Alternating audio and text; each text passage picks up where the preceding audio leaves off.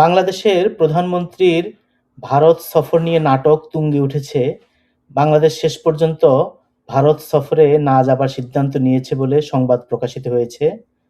বাংলাদেশের পররাষ্ট্র মন্ত্রণালয় জানিয়েছে, সাবেক প্রধানমন্ত্রী শেখ হাসিনাকে দেশে ফেরত পাঠানোর বিষয়ে ভারতের স্পষ্ট পদক্ষেপ বা অনুকূল পরিবেশ তৈরি না হওয়ায় প্রধানমন্ত্রী তারেক রহমান আপাতত ভারত সফরে যাচ্ছেন না। তবে ঢাকা ও দিল্লির তরফ থেকে জানানো হয়েছে যে সফরটি সম্পূর্ণ বাতিল হয়নি, বরং উপযুক্ত পরিবেশ ও সিদ্ধান্তের উপরে তা নির্ভর করছে। তো যেভাবে এই ঘটনার সূত্রপাত হলো সেটার ব্যাপারে কিছু বলা যাক।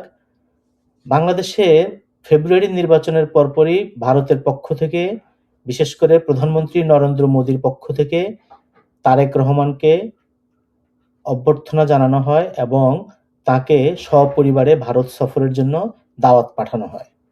জবাবে বাংলাদেশের পক্ষ থেকে জানানো হয়, না, ইন্ডিয়া যাওয়া যাবে না। তখন মিস্টার রহমান মালয়েশিয়া হয়ে চীন গেলেন।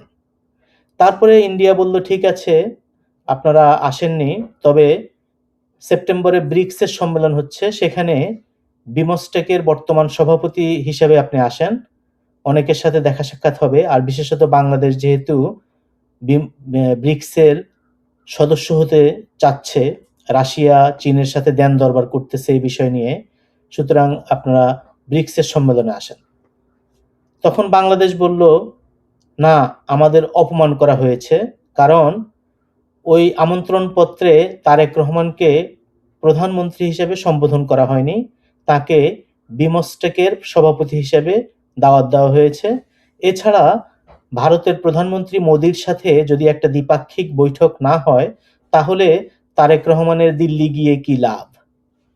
তখন ইন্ডিয়া বলল, ঠিক আছে, আপনারা যখন চাইছেন তাহলে আগস্টের ২১ থেকে ২৬ তারিখের মধ্যে আসেন, প্রধানমন্ত্রী মোদির সাথে মিটিং হবে।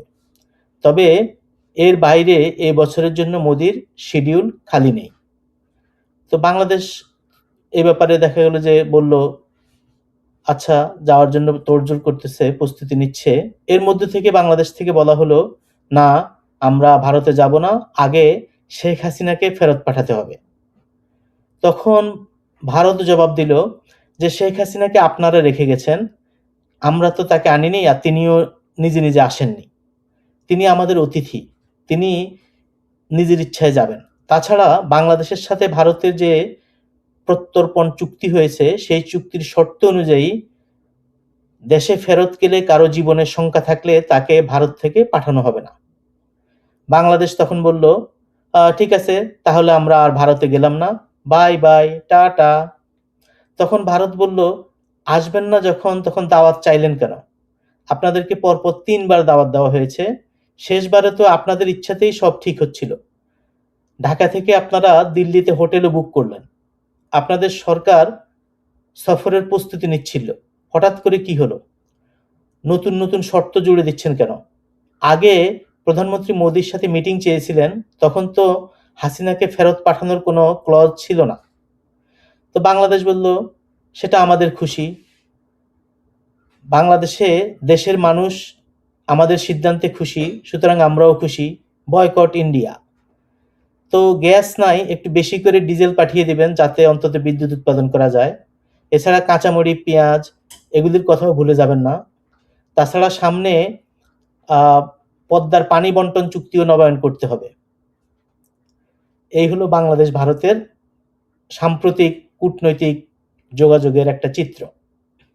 তো ২০২৪ সালের পরে বাংলাদেশে অ্যান্টি ইন্ডিয়া সেন্টিমেন্ট খুবই বেড়ে গেছে। মানুষের মধ্যে ভারত বিদ্বেষ এবং পাকিস্তান প্রীতি উল্লেখযোগ্য রকম বেড়েছে। এই বৃদ্ধিটা চোখে পড়ার আরেকটা কারণ হলো, অনলাইনে এগুলি বেশি দেখা যাচ্ছে।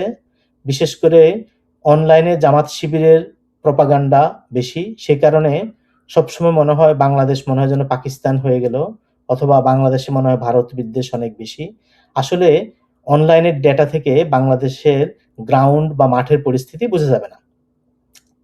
তাও আমার মনে হয় যে কিছু না কিছু বেড়েছে।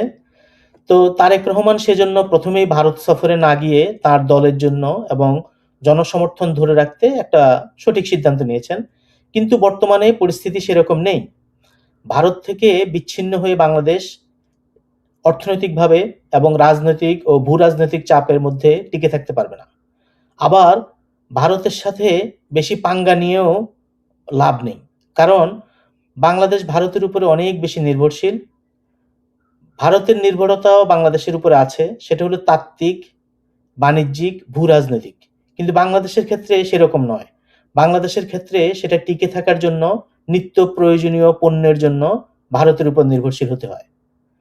তো শেষ মুহূর্তে ভারতে যাবার সিদ্ধান্ত বাতিলের পেছনে রজার আর হাঁসের ভূমিকা আছে বলে শোনা যাচ্ছে। বাংলাদেশের ট্রাম্প প্রশাসনের গোর ক্রিস্টেনসেন বনাম ডিপ স্টেট বা বাইডেন প্রশাসনের রজার এবং হাঁসের টানাটানিতে পড়ে গেছে। বর্তমানে ট্রাম্প প্রশাসন চায় ভারতের সাথে সম্পর্ক ভালো হোক, কিন্তু মার্কিন আরেকটি গ্রুপ চায় যে ভারতের উপর বাংলাদেশ নেগোসিয়েশন করে চাপ প্রয়োগ করুক। বাংলাদেশে রহমানের সরকার দুর্বল হলে, অর্থনীতি খারাপ হলে এবং জঙ্গিবাদ বাড়লে কারো কারো হয়তো সুবিধা।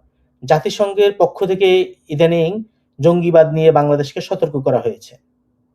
আবার তারেক রহমান ভাবছেন তার হাতে এখন তুরুপের তাস। কারণ আওয়ামী লীগ নিষিদ্ধ রাজনৈতিক দল, এদিকে বাংলাদেশে একমাত্র বড় রাজনৈতিক দল হিসেবে, ক্ষমতাসীন দল হিসেবে বিএনপি আছে। তো বিএনপি সরকারের যদি পতন হয়ে যায়, তাহলে ক্ষমতা চলে যাবে পাকিস্তানপন্থী উগ্রবাদী ডানপন্থীদের হাতে। তো একদিকে চীনের দিকে ঝুঁকে যাওয়ার ভয়, তারপরে জঙ্গিবাদ, পাকি প্রভাব বাড়া, অর্থনীতি খারাপ হলে আঞ্চলিক স্থিতিশীলতা নষ্ট হবে, ভারতে কাঁটাতারের বেড়া উপেক্ষা করেও ভারতে বাংলাদেশের মানুষ যেতে চেষ্টা করবে। এইসব দিক চিন্তা করে ভারত হয়তো বাংলাদেশের ব্যাপারে এবং তারেক রহমানের ব্যাপারে নমনীয় থাকবে এবং তার সাথে নেগোশিয়েট করা ছাড়া উপায় থাকবে না। তো কতদিন আসলে সেটা বজায় থাকবে? কতদিন ভারত বা আমেরিকা সেটা মেনে নিবে?